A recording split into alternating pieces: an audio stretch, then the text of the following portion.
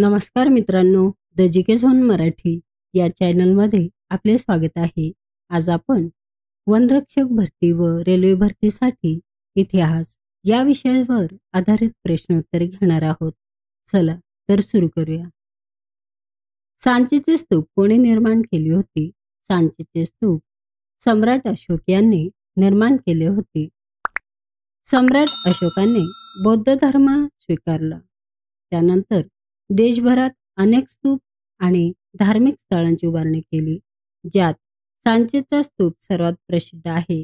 सांची मध्य प्रदेशातील रायसेन जिल्ह्यात हे जागतिक वारसा स्थळ युनेस्को वर्ल्ड हेरिटेज साइट म्हणूनही ओळखले जाते. संत चळवळीचे केंद्र कोठे होते? संत चळवळीचे केंद्र पंढरपूर या ठिकाणी होते.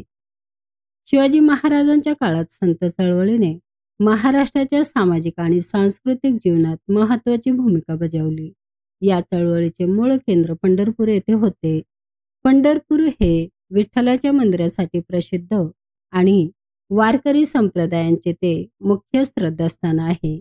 संत ज्ञानेश्वर, संत तुकाराम, संत नामदेव, संत एकनाथ आणि इतर संतांनी आपल्या अभंग आणि कीर्तनाच्या माध्यमातून समाजात जागृती घडवली. त्यांनी भक्तीचा सोपा मार्ग सामान्यांना दाखवला आणि जातीभेदाला आव्हान दिले.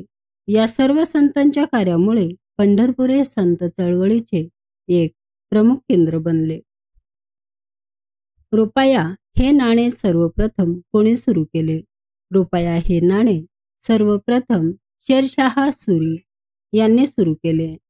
शेरशाह सुरीने त्यांच्या कार्यकाळात 1540 ते 1545 चलन व्यवस्थेत महत्त्वपूर्ण सुधारणा केल्या. त्यांनी चांदीचे नाणे सुरू केले, ज्याला रुपया असे नाव देण्यात आले. हे नाणे वजनाने आणि शुद्धतेने प्रमाणित होते. तांब्याच्या नाण्याला दाम म्हटले जात असे.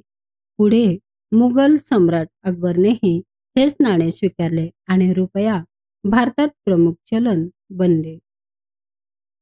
टिंबटिंब पुणे येथे श्री विचारवती सभा नावाने एक संघटना सुरू केली.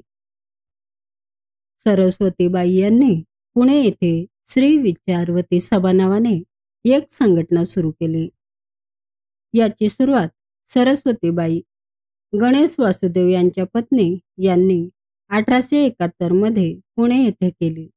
या संस्थेने जातीभेद निर्मूलनासाठी हळदी कुंकू सारखे उपक्रम आयोजित केले होते. या कार्यक्रमाला सर्व जाती जमातीच्या महिलांनी सहभाग घेतला होता. श्री विचारवती सभेच्या स्थापनेत सदाशिव गोवंडे यांची पत्नी, ज्यांचे नाव देखील सरस्वतीबाई आहे, यांचा देखील सहभाग होता. हडप्पा संस्कृतीमधील उत्खननामध्ये जहाजाची गोदी कोठे सापडली? हडप्पा संस्कृतीमधील उत्खननामध्ये जहाजाची गोदी लोथल येथे सापडली. लोथल हे एक सुनियोजित शहर होते आणि येथे सापडलेली गोदी या गोष्टीचा पुरावा देते की हडप्पाकालीन लोक सागरी व्यापारात आणि जहाजांच्या बांधणीत निपुण होते. लोथल हे हडप्पा संस्कृतीतील एक महत्त्वाचे बंदर नगरी ठिकाण आहे, जे सध्याच्या गुजरात या राज्यात आहे. या गोदीमुळे त्यांना समुद्रातून आणि नद्यांमधून मालाची वाहतूक करणे सोपे झाले असावे, ज्यामुळे मेसोपोटेमिया यासारख्या आजचे इराक, सीरिया दुसऱ्याच्या संस्कृतीशी त्यांचे व्यापारी संबंध प्रस्थापित झाले. लोथलची ही गोदी हडप्पा संस्कृतीच्या प्रगत तंत्रज्ञान आणि आर्थिक समृद्धीचे प्रतीक आहे. मराठी साम्राज्याचे 5वे पेशवे कोण होते? मराठी साम्राज्याचे 5वे पेशवे नारायणराव हे होते. बाळाजी विश्वनाथ 1713 ते 1720, बाजीराव पहिले 1720 ते 1740, बाळाजी बाजीराव नानासाहेब 1740 ते 1761, माधवराव पहिले थोरले माधवराव 1761 ते 1772 आणि नारायणराव 1772 ते 1774. खालीलपैकी कोणी जाती व्यवस्थेच्या अन्यायाचा निषेध केला आणि सत्यशोधक समाजाची स्थापना केली. खालीलपैकी महात्मा फुले यांनी जातीव्यवस्थेच्या अन्यायाचा निषेध केला आणि सत्यशोधक समाजाची स्थापना केली. त्यांनी 1873 मध्ये महाराष्ट्रात सत्यशोधक समाजाची स्थापना केली. या संस्थेचा मुख्य उद्देश जातीव्यवस्थेमुळे होणाऱ्या अन्याय आणि भेदभावाचा निषेध करणे हा होता. शूद्र आणि अतिशूद्र समाजाला शिक्षण देऊन त्यांचे हक्क मिळवून देणे, त्यांना समाजात समानता मिळवून देणे हे त्यांचे प्रमुख कार्य होते. त्यांनी स्त्री शिक्षणाचे महत्त्व ओळखले आणि त्यासाठी आपली पत्नी सावित्रीबाई फुले यांच्या मदतीने मुलींची पहिली शाळा सुरू केली. 1916चा प्रसिद्ध लखनौ करार टिंबटिंब यांच्या दरम्यान झाला. 1916चा प्रसिद्ध लखनौ करार बाळ गंगाधर टिळक आणि मोहम्मद अली जिना यांच्या दरम्यान झाला. 1916चा प्रसिद्ध लखनौ करार भारतीय राष्ट्रीय काँग्रेस आणि अखिल भारतीय मुस्लिम लीग यांच्या दरम्यान झाला. या करारावर बाळ गंगाधर टिळक आणि मोहम्मद अली जिना यांनी स्वाक्षरी केली. या करारामुळे दोन्ही पक्षांनी आपापसातील मतभेद बाजूला ठेवून ब्रिटिश सरकारसमोर समान राजकीय मागण्या मांडण्यास सहमती दर्शवली. याला हिंदू मुस्लिम ऐक्याचे प्रतीक मानले जाते. इसवी सन टिंबटिंब मध्ये पुणे, सातारा व महाराष्ट्रातील इतर शहरांमध्ये परमहंस मंडळाची स्थापना करण्यात आली होती.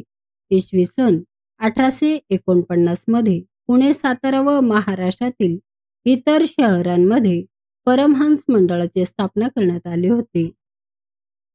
परमहंस मंडळाची स्थापना इसवी सन 1849 मध्ये मुंबई, पुणे, सातारा आणि महाराष्ट्रातील इतर शहरांमध्ये करण्यात आली होती. दादोबा पांडुरंग तर्खडकर आणि दुर्गाराम मेहताजी हे या संस्थेच्या स्थापनेतील प्रमुख व्यक्ती होते. 1849 मध्ये स्थापन झालेली ही महाराष्ट्रातील पहिली सामाजिक धार्मिक संघटना होती. या मंडळाच्या संस्थापकाचे एकाच देवावर विश्वास होते. 1844 मध्ये सुरत येथे स्थापन झालेल्या मानव धर्म सभेची तिचा जवळचा संबंध आहे. श्रीरामपूर मिशन या भारतातील पहिल्या ख्रिश्चन मिशनरी संघटनेची स्थापना टिंबटिंब यांनी केली होती. श्रीरामपूर मिशन या भारतातील पहिल्या ख्रिश्चन मिशनरी संघटनेची स्थापना विल्यम कॅरी यांनी केली होती. त्यांच्यासोबत त्यांचे महत्त्वाचे सहकारी जोसुआ मार्शमन आणि विल्यम वार्ड हे होते. त्यांना एकत्रितपणे श्रीरामपूर त्रिकूट म्हणून ओळखले जाते. या त्रिकुटाने 10 जानेवारी 1800 रोजी या मिशनची स्थापना केली. श्रीरामपूर मुद्रणालयाच्या माध्यमातून अनेक भारतीय भाषांमध्ये बायबलचे विस्तृत भाषांतर आणि भारतीय महाकाव्यांचे पहिले मुद्रण केले. या व्यतिरिक्त श्रीरामपूर महाविद्यालयाची स्थापना हा भारतातील आधुनिक शिक्षणाच्या विकासातील एक महत्त्वपूर्ण योगदान ठरला, ज्याने विविध समुदायांमध्ये बौद्धिक विकासाला चालना दिली. राजाराम मोहन रॉय यांनी स्थापन केलेल्या खालीलपैकी कोणत्या बंगालमधील सामाजिक धार्मिक सुधारणांचे अग्रदूत होते? राजाराम मोहन रॉय यांनी स्थापन केलेल्या खालीलपैकी आत्मीय सभा या बंगालमधील सामाजिक धार्मिक सुधारणांचे अग्रदूत होते.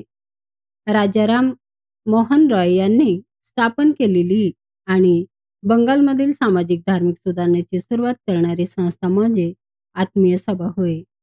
राजाराम मोहन रॉय यांनी 1815 मध्ये कलकत्ता येथे आत्मीय सभा स्थापन केली.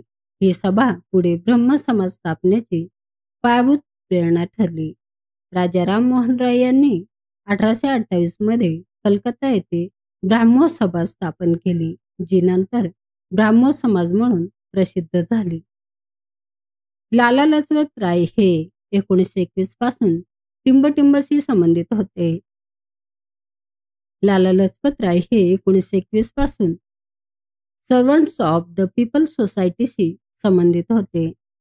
लाला लजपत राय यांनी 1921 मध्ये लाहोर येथे लोकसेवक मंडळ, ज्याला servants of the people society असेही म्हणतात. या संस्थेची स्थापना केली. ही एक ना नफा या तत्वावरील कल्याणकारी संस्था होती. या संस्थेचे उद्घाटन महात्मा गांधी यांच्या हस्ते झाले. लालाजींनी आपले लाहोरमधील निवासस्थान आणि 5,000हून अधिक पुस्तकांचे ग्रंथालय या संस्थेला दान केले आणि 1928 मध्ये त्यांच्या निधनापर्यंत ते या संस्थेचे संस्थापक अध्यक्ष राहिले. भारताच्या फाळणीनंतर 1947 मध्ये या संस्थेचे कार्यालय दिल्ली येथे हलवण्यात आले. चौरी चौराची घटना कोणत्या वर्षात आणि कोठे घडली? चौरी चौराची घटना 1922 या वर्षात उत्तर प्रदेश येथे घडली. ही घटना 4 फेब्रुवारी 1922 रोजी घडली, जेव्हा असहकार आंदोलनात सहभागी झालेल्या आंदोलकांच्या एका मोठ्या गटाशी पोलिसांशी चकमक झाली. पोलिसांनी गोळीबार केल्यानंतर संतप्त जमावाने एका पोलीस ठाण्याला आग लावली, ज्यात 22 ते 23 पोलीस कर्मचारी ठार झाले.